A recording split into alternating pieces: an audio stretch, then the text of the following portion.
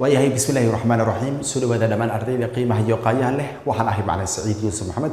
mar walba waxaan soo gudbiyaa muuqaalo aan isleeyahay bulshada wax badan ay markaas ka saacidi doonaan kani waa mid ka mid ah muuqaalada taxanaha maadada chemistry-ga fasalka form 4 kan ugu talagalay ardayda dhigata fasalka form 4 ama guud ahaan asxaabta ama ardayda doonaysa in ay markaas iska dhisaan chemistry-ga waliba daftarska markaas ku jira form 4 oo organic chemistry uu markaas u badan yahay waxaan maraynaa muuqaalka 15aad oo 14 muuqaal ayaan horay u soo sameynay kan waa 15aad way muuqaalkan waxaan markaas aan ku bilaabi doonaa chapterka labaad markaas maadada chemistry-ga fasalka form 4ka so chapterkii hore waxaan ku soo qaadanay waxa la yiraahdo hydrocarbons ayaan ku soo qaadanay hydrocarbonska waan soo qeexnay waxaan dhahnay waa compounds hydrocarbons waxaan soo sheegnay inay yihiin compounds ama isku dhisyo ka kooban carbon iyo hydrogen waxaan dhahnay hydrocarbonska saddex mar la qaybiyaa mar waxa laga fiiriyaa dabarka mar waxa laga fiiriyaa structure-ka marna waxa laga fiiriyaa source-ga marka bound-ga laga fiirinayo waxaan u qaybinay laba qaybood oo waxay kala ahaayeen saturated iyo unsaturated marka structure-ka laga fiirinayo waxaan u qaybinay cyclic iyo acyclic marka source-ga ama isha laga helo laga fiirinayo waxa loo qaybiyaa aliphatic iyo aromatic waxaan soo sheegnay marka aliphatic iyo aromatic loo qaybiyo aliphatic inay u kala baxaan saddex qaybood aromatic inay u kala baxaan laba qaybood aliphatic waxaan sheegnay inay u kala baxaan saddex qaybood oo alkane alkene iyo alkyne inay u kala baxaan halka aromatic iskana ay u kala baxaan benzenoid iyo non benzenoid waxaan aadnay oo aan qaadaa dhignay aliphatic oo saddexda qaybood markaasi ahayd alkane-ka oo kale wax badan aan ka soo sheekeynay wuxuu yahay qaacidada guud uu leeyahay number of hydrogen sida markaas lagu raadin karo si qaabka loo magacaabo falgalada markaas uu mari karo iyo isku naanaysnimada uu yeelan karo alkane-ka waan ka soo hadalnay alkane-ka waan ka soo hadalnay alkyne-kana sidoo kale waan kaga soo hadalnay waxa ugu dambeeyay aromatics-ka ayaan kaga hadalnay aromatics-ka waxaan u qaybinay laba qaybood waxay kala ahaayeen maxay aromatics-ka waxaan u qaybinay laba qaybood labada qaybood hadii markaasi aan dib ugu noqono waxay ahaayeen maxay benzenoid iyo sidoo kale non benzenoid iyo markaasi ahaayeen benzenoid iyo non benzenoid iyo markaasi ahaayeen benzenoid waxaan dhahnay wuxuu ka kooban yahay structure-ka benzene oo hexagon ama lix xagal leh ayaa markaasi sheegnay waa ka sheekeynay sidoo kale sida markaas loo magacaabo benzene-ka iyo sidoo kale wixii kale markaas la mid ah soo marka qaybtan waxaan ku qaadan dhigi doonaa chapter-ka markaas labaad chapter-kan si guud ahaan wuxuu ka hadlaa saddex shay saddexda shay uu ka hadlayo waxay kala yihiin waa alcohols phenols iyo sidoo kale ethers saddexdan shay ayuu markaasi ka hadlaa chapter-ka labaad ee maadada chemistry-ga fasalka form 4ka mid mid ayaan markaasi u qaadan doonaa muuqaalkan waxaan ku qaadaa dhigi doonaa alcohols halka midka xiga phenols aan ku qaadaa dhigi doono midka sii xigana waxaan ku qaadaa dhigi doonaa waa ethers soo marka alcoholska inta aanan gelin waxaa ka horeeyo inaan fahno waxa la yiraahdo functional group waxaa jiro waxa la yiraahdo functional group wax la yiraahdo ayaa markaas jira oo ay muhiim tahay inaan fahno sida aan ognahay waxa waaye waxaa jiro waxyaabo oo markaasi oo ay ka mid yihiin hydroxide iyo sidoo kale halogens ay ka mid yihiin tusaale alkyl marka ay ku dhigto tusaale methyl oo kale markuu ku dhigo oo kale bromine habkan oo kale waxa la yiraahdaa waa macnaheedu qaybtan oo kale ama isku dhiskan waa organic sababtoo ah waxa laga helay carbon iyo hydrogen laga helay maadaama organic uu yahay isku dhiska organic-ga ah wuxuu ka kooban yahay marka laba qaybood qayb loo yaqaano hydrocarbon iyo sidoo kale qayb markaas loo yaqaano functional group qayb kale loo yaqaano functional group soo marka functional group marka meeshan aan ka soo saaro functional group waxaan leedahay waa qaybta oo maxay organic ka tirsan taasoo dabeecadda ama waxa uu leeyahay maxay hydrocarbon-ka siinayso soo marka waxaan leenahay is an atom waayo horta is an atom ayuu noqon karaa oo hal kaliya ayuu noqon karaa or amise wuxuu noqon karaa molecule ayuu noqon karaa tusaale molecule ayuu noqon karaa tusaale haddii markaasi aan soo qaadano CH3OH oo kale haddii markaasi aan soo qaadano OH waxay noqonaysaa waa molecule way sida daradeed marka functional group waxaan leenahay waa atom ayuu noqon karaa ama molecule ayuu noqon karaa waxaan leenahay which gives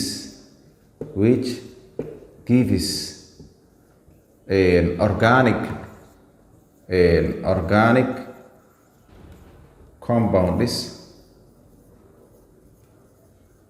compound is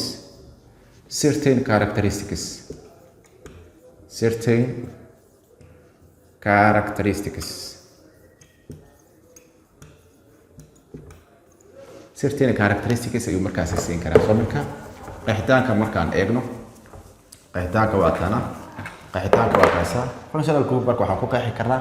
waa atom ayuu noqon karaa ama molecule ayuu noqon karaa kaasoo organic compoundka siinaya maxay waxa la yidhahda certain characteristic siinaya tusaale haddii markaasi aan soo qaadano CH3OH hadda tan oo kale in alcohol in la dhaho ayada markaasi ayaa ugu wacnay tusaale haddii markaasi aan dhahno CH3 tusaale aan raacino maxay CHO haddii aan raacino aldehyde inaan dhahno yani waxa weeye qaybta siisay sifadaasi waxaa loo yaqaanaa waa functional group hadda labadan qaybtan oo kale waxaa la yidhahdaa waa maxay hydrocarbon way qaybtan waxa weeye waa functional group way qaybtan waxa weeye waa functional group okay qaybtan haddaan imaano waxa weeye waa qaybtan waa hydrocarbon way qaybtan waxa weeye waa functional group ayuu markaasi noqonaa so marka qaybtan functional groupka ayaan markaasi si guud ahaan markaasi ugu qaadan dhignay alcoholka ayaan markana aadayna hadda qaybtan functional groupka ayaan markaasi ku qaadan dhignay alcoholka ayaan markaasi aadayna markan waayahay so marka alcoholis waxaan ku qeexaynaa waxaan leenahay alcoholis waxaan leenahay waa organic compound way horta asal ahaan waa isku dhisyo organic ah way waa organic compound way waa isku dhisyo organic ah contain ka kooban hydroxide wuxuu u yahay as functional group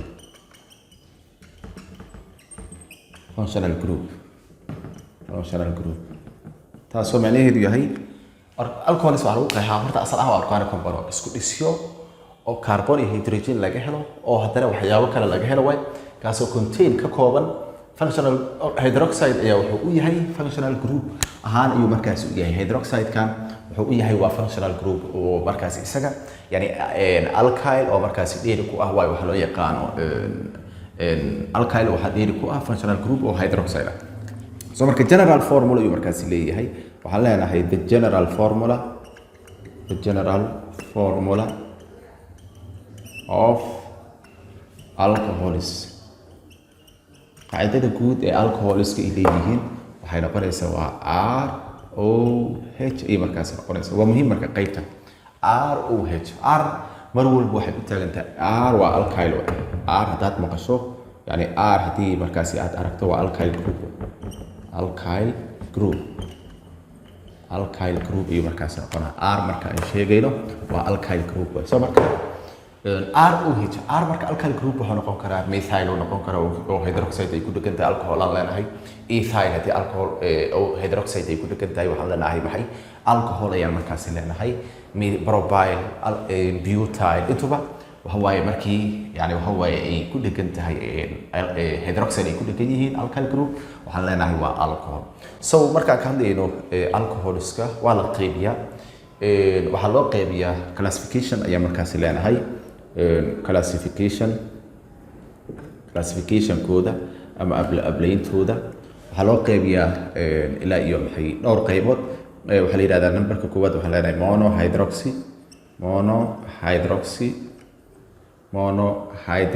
monohydric alcohol ama monohydroxyna waa dhihi kartaa yani waxa waaye alcohol keliya ka kooban hal hydroxide alcohol keliya ka kooban hal hydroxide keliya ka kooban iyo sidoo kale waxaa loo qeybiyaa dihydroxy alcohol dihydric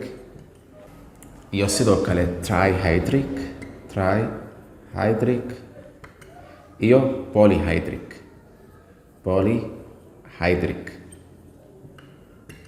saddexdan ayaa markaasi ama afartan ayaa markaasi loo qeybiyaa alcoholka monohydric maxaa waaye monohydric waxa waaye haddii hal hydroxide uu ku dhegan yahay r-ta ayaa waxaa ku dhegan hal hydroxide keliya iyo markaas ku dhegan mono in single tusaale ahaan CH3OH tusaale CH3CH2OH tusaale qaabkan oo kale waxaa loo yaqaanaa monohydric alcohol ay dhahdaa monohydric isaga ayaa waxaa loo qeybiyaa saddex qaybood monohydric waxaa loo sii qeybiyaa saddex qaybood saddexda qaybood waxay yihiin waa primary secondary iyo waxaa loo qeybiyaa tertiary primary secondary iyo tertiary ayaa markaasi loo qeybiyaa primary waxa waaye waa marka kaarboonka koowaad uu ku dhago maxay hydroxide marka uu ku dhago kaarboonka koowaad waxa la yiraahdaa primary secondary na waxa la yiraahdaa marka kaarboonka labaad uu ku dhago waxa waaye hydroxide marka kaarboonka labaad uu ku dhago hal hydroxide marka kaarboonka labaad uu ku dhago waxa la yiraahdaa secondary marka kaarboonka saddexaad uu ku dhagane waxa la yiraahdaa waa tertiary example aan soo qaadano primary oo kale qaybtan ayaa markaasi ama aan raacinaba aan horay u raacino primary oo kale waxaa tusaale u ah CH3 CH2 CH2OH waa primary way horta asal ahaan waa monohydric way sababtoo ah waxaa laga helay hal hydroxide sidoo kalena wuxuu ka yahay kaarboonka koowaad ayuu markaasi ku dhegan yahay oo waxaa la yidhahdaa waa primary alcohol ayaa markaasi la yidhahdaa ama primary alcohol ayaa markaasi aan leenahay secondary waxaa la yidhahdaa waa marka kaarboonka markaasi kaarboonka oo maani waxa waaye uu hydroxide uu ku dhegan yahay marka hal kaarboon kaliya uu ku dhegan yahay primary la yidhahdaa ama laakiin yani kaarboonka primary way ama laakiin marka kaarboonka hydroxide uu ku dhago laba kaarboon ay ku dhegan yihiin waxaan markaasi leenahay secondary tusaale waxaan leenahay CH3 CH ayaa waxaa ku dhegan hydroxide kadibna waxaa kusii dhegan CH2 soo marka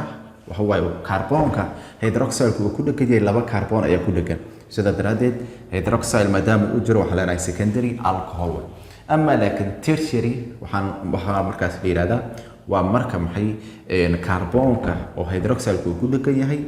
saddex kaarboon kale markaas ku dhegan yahay tusaale haddii markaasi aan soo qaadano CH3 CH3 ama CH2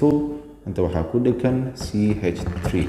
intana waxaa ku dhegan OH kaarboonka hydroxide uu ku dhegan yahay marka saddex kaarboon uu ku dabaran yahay waxaan leenahay waa tertiary soo marka waxaa loo qeybiyaa primary waa marka kaarboonka hydroxide uu ku dhegan yahay hal kaarboon kaliya hal kaarboon kale uu ku xidhan yahay ama uu ku dhegan yahay secondary maxaa waaye marka hydroxide kaarboonka ku dhegan laba kaarboon kale ay ku dabaran yihiin tertiary maxaa waaye waa marka kaarboonka hydroxide ku dhegan saddex markaasi kaarboon ay markaasi ku dabaran yihiin qaybtaas waxaan kaga baxnay waxa loo yaqaan monohydric dhammaantoodii waa monohydric sababtoo ah hal hydroxide ayaa markaasi laga helaa ama laakiin dihydrica waxa waaye waa iska taqaana oo wuxuu noqonaa waa marka laba hydroxide ay ku dhegan kaarboonka labaad waxaan leenahay dihydric alcohol tusaale haddii markaasi aan soo qaadano tusaale ahaan waxaan kasoo qaadanaynaa CH3 CH kaarboonka waxaa ku dhegay OH kana waxaa ku dhegay OH soo marka kan oo kale waxaan leenahay waa dihydric trina maxaa waaye waa marka saddex hydroxide ay ku dhegaan kaarboonka ama carboniska ay markaas ku dhegaan tusaale CH3 CH inta waxaa ku dhegan tusaale OH CH inta waxaa ku dhegan tusaale OH CH intana waxaa ku dhegan tusaale OH soo marka meeqa hydroxide la helay waa saddex sida daraadeed waxa la yiraahdaa waa trihydric alcohol iyo marka la yiraahdaa polyhydric waxa waaye markii saddex wax ka badan ay markaas ku dhegaan tusaale CH3 CH waxaa ku dhegan OH okay CH inta waxaa ku dhegan OH CH inta waxaa ku dhegan OH CH inta waxaa ku dhegan OH CH inta waxaa ku dhegan OH CH inta waxaa ku dhegan OH soo marka kan marka nooca ama classification ahaan markaan ka hadlayno wuxuu noqonaa waa polyhydric monohydric dihydric trihydric iyo polyhydric ayaan markaasi meesha kaga baxnay soo marka qaybtan waa classificationkii waaye ama ablaablaynta waxa la yidhaahdo alcoholka aan sii socono markana waxaan aadaynaa nomenclature-ka ama magacaabidda oo markaasi alcoholka marka aan magacaabayna alcoholka sidii midkii hore oo kale ayaa markaasi loo magacaabaa waxaa laga bilaabaa ama waxaa loo magacaabaa horta laba qaab nomenclature of alcohol dheh nomenclature of alcohol qaabka loo magacaabo alcoholka marka magacaabayna laba qaab loo magacaabo qaabka koowaad waxa la yiraahdaa waa common system way waa naqaana common system habka markaasi guud common systemka marka la joogo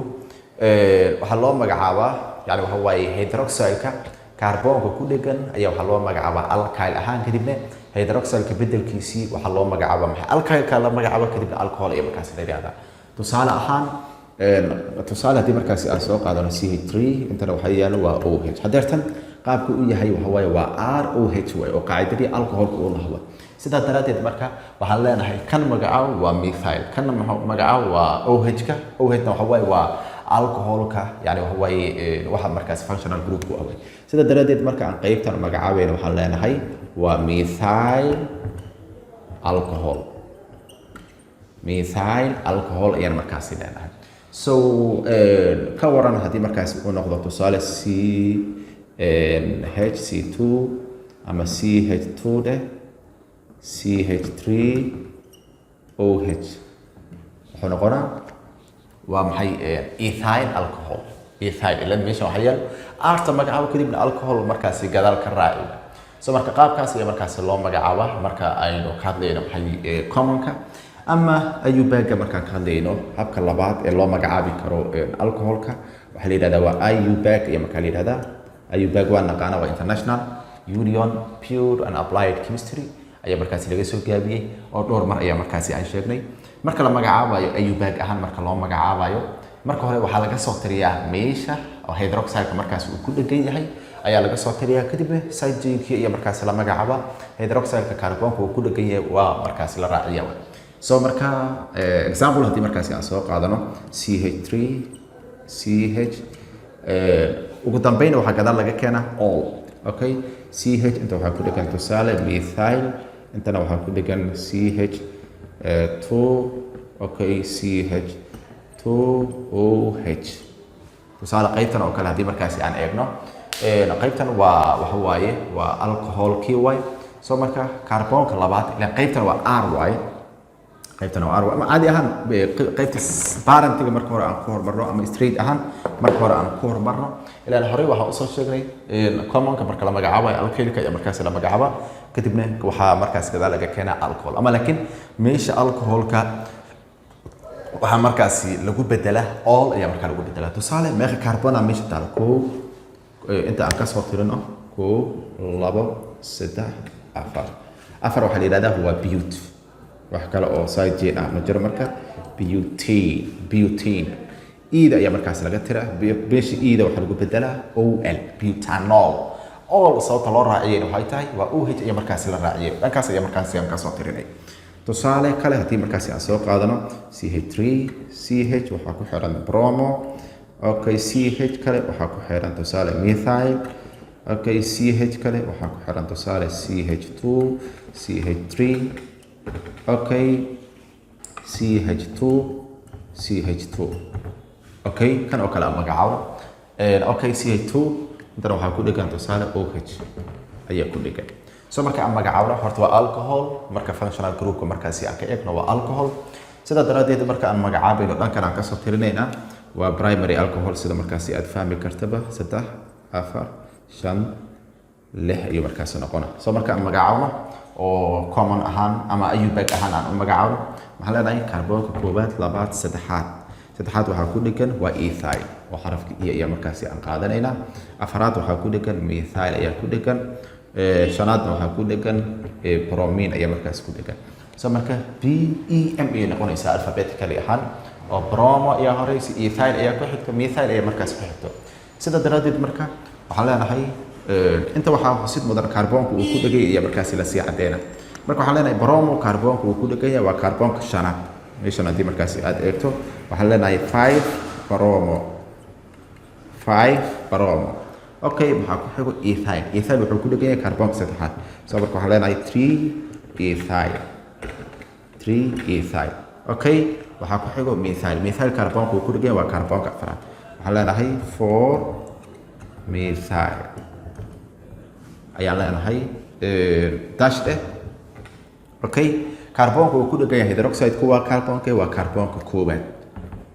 koowaad ayuu ku dhegan yahay tiri marka meeqa kaarboona meesha taalo waa 6 kaarboon sida daraadeed marka maadaama 6 kaarboon meesha ay taalo waxaan leenahay hexanol ama hexane aan qorno hexane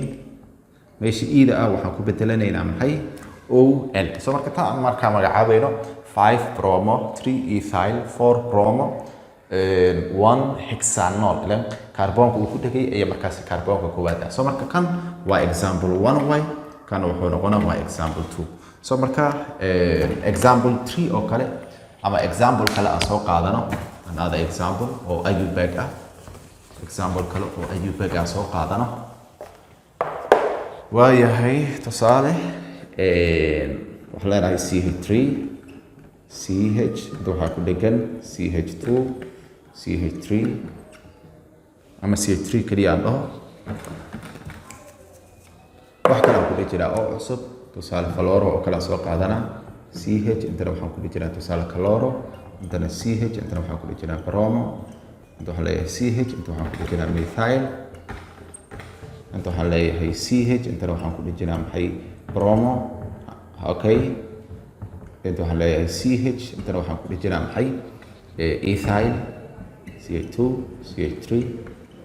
inta waxaan ku jiraa tusaale CH 2 CH2 OH okay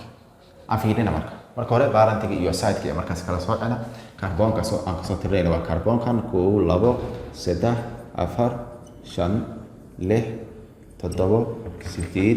8 9 sagaal kaarboon ayaa markaasi baarantina ah side waxaa noo yaala bromo ayaa ku ah bromo A B C ayaa ku xigta oo chloro ah kadibna waxaa ku xigto E ayaa markaas ku xigta A B C D E ayaa ku xigto F oo fluoro ayaa markaas ku xigto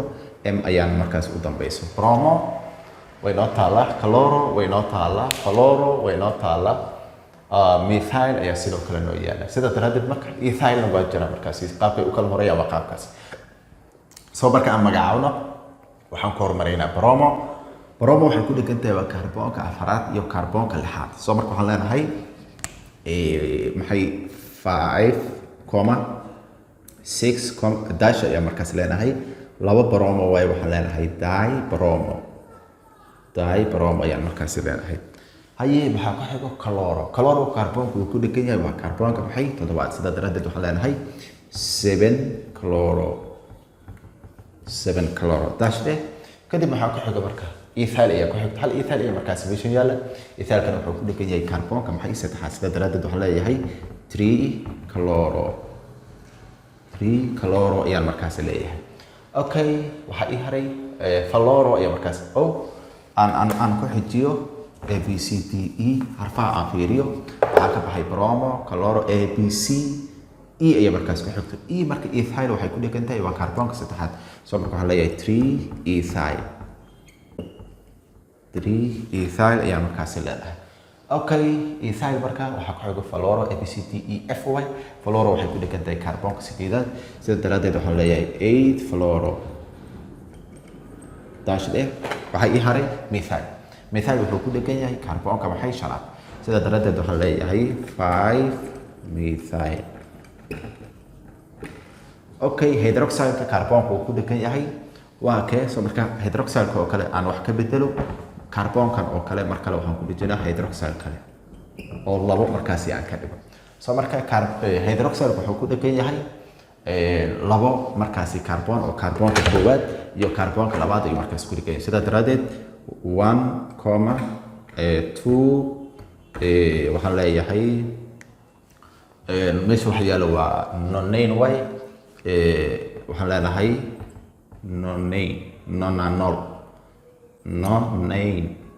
ay ahayd OL markaasi raaci ama diol waa dhihi kartaa nonane diol waa dhihi kartaa adigoo 1 iyo 2 da markaasi ka bedelan kara oo diol ayaad markaasi ku bedelan kartaa hadii saddex ay noqoto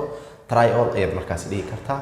iyo wixii markaasi la mid ah soo marka qaabkan ayaa markaasi loo magacaabo hadii drawing lagu dhaho tusaale waxa lagu dhahay draw ayaa markaasi lagu dhahay waxaad sabirtaa 2,5 dimethyl heptanol taas sabir ayaa markaasi lagu dhahay 2,5 dimethyl heptanol sabir ayaa markaasi lagu dhahay meeshan marka maxaa yaalo hept meth eth prop bute pent hex hept soo marka hept waxa way waa 7 carbon 1 2 3 4 5 6 heptanol hept waxa way waa carbonka tusaale hydroxylka wuxuu ku dhagan yahay carbonka koobaad tusaale hept meeshaas waa in markaasi aan cadeynaa carbonka koobaad iyo markaas ku dhagan yahay tusaale markaas hadii aan soo qaadano methyl 1 heptanol carbonka koobaad oo kale markaas ku dhagan yahay 1 2 3 4 5 6 1 2 3 4 5 6 7 soo marka carbonkan iyo markaas ku dhagan yahay dhankana waad ka dhigi kartaa soo marka maxaa side chain ah waxaa side chain ah carbonka labaad iyo carbonka shanaad dhankan aan ka soo tirnayna carbonka labaad waxa ku dhagan waa methyl 1 2 3 4 5 6 7 soo markan shanaad waxa ku dhagan waa methyl sida daradeed wixii kale marka laba hydrogen ayaa markaas siinaa wixii faaruq ah kan u dambeeyay saddex siina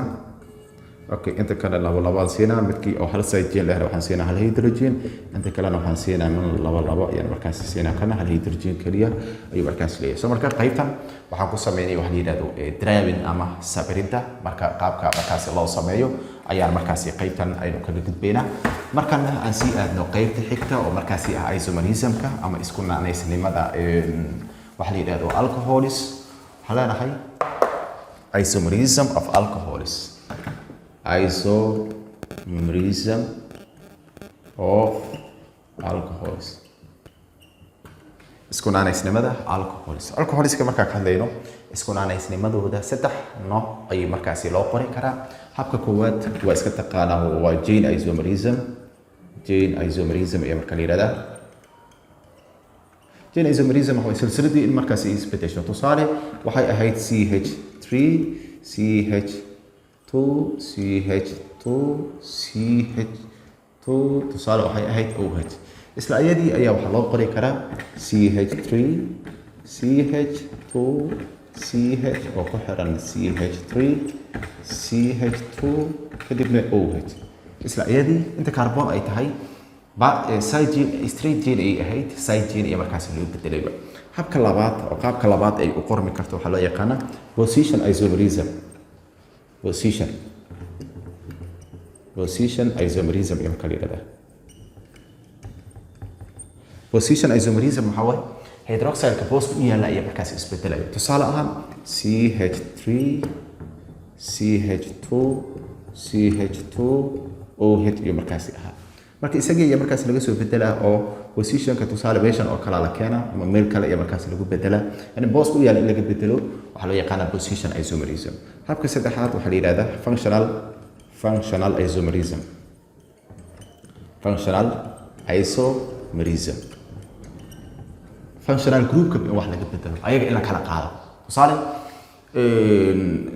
inta oo kale methyl ayaa markaas yaala tusaale qaabkan oo kale markaas loo qoro hydrogentii isaga raacaysay in inta la raaciyo tusaale habkan oo kale waxa la yiraahdaa waa functional isomerism oo hydrogentiisi in meel kale markaas la raaciyo waxa loo yaqaan functional isomerism soo marka saddexdan isomerism ama saddexdan isku naanaysnimo ayuu yeelan karaa wax la yiraahdo alcohols markan waxaan aadeynaa waa reactionska ay mari karaan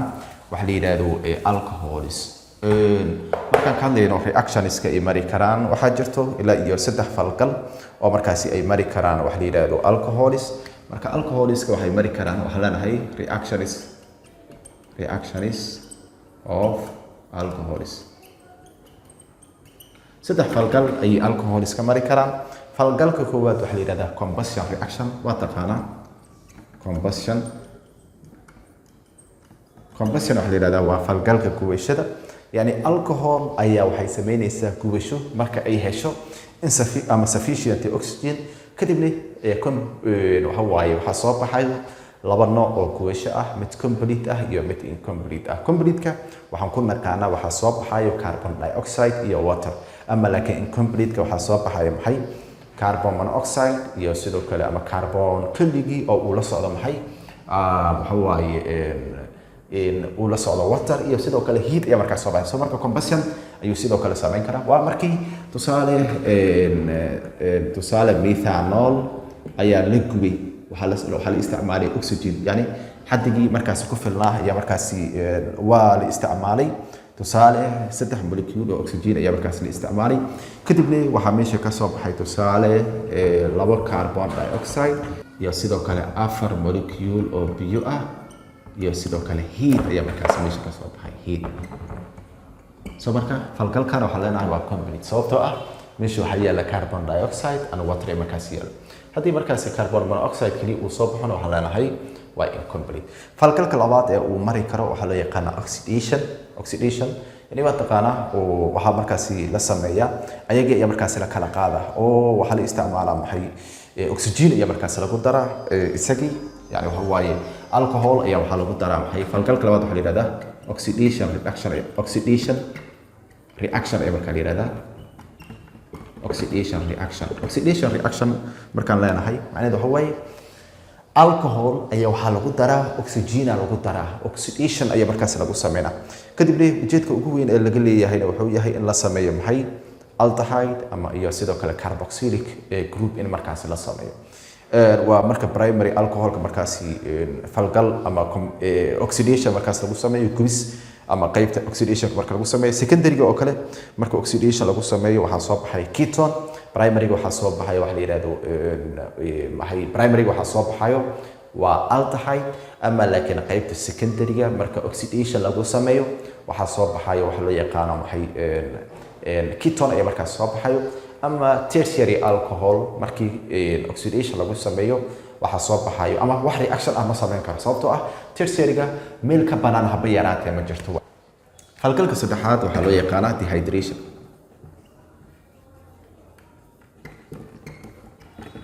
dehydration-ka marka muxuu yahay dehydration waxa waaye in alcoholka markaas lagu sameeyo biyo ka saarid marka alcoholka biyaha markaas laga saaro waxa sameysmayo waxa loo yaqaano alkene ayaa markaas sameysmayo so marka sababta looga saaro alcoholka biyahana waxay tahay si loo sameeyo alkene alcoholka ayaa waxa lagu sameeyaa dehydration so marka saddexdan falgal ayuu markaas sameyn karaa oo combustion reaction oxidation reaction iyo sidoo kale dehydration wax markaas la yiraahdo waxaan filaa markay casharkan si fiican loo fahmay intay ku soo gabagabeynayna casharkan inta ku kulmi doona casharka xigana waxaan idinkaga tagayaa sida nabadgelo wasalaamu calaykum waraxmatullaahi wabarakaatuh